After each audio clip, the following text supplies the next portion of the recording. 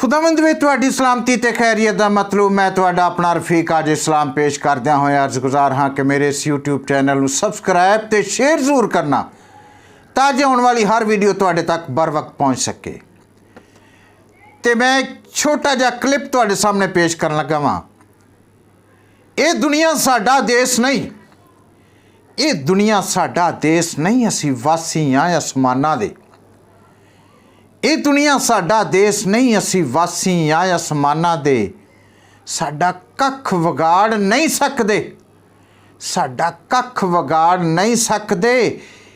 ये डाढे जोर तूफानां दे साडा हादी है आसमान उत्ते,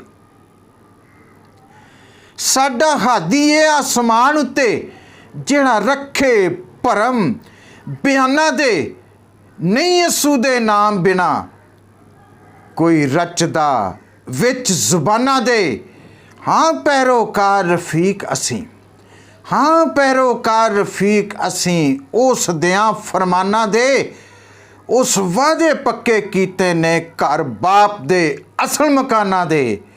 उस वादे पक्के कीते ने घर बाप दे असल मकाना दे।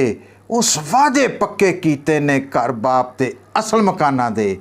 God bless you all. जिंदगी रही ते अगली वीडियो दे विच फिर मिलांगे। उन्नी देर तक अपना बहुत ख्याल रखना।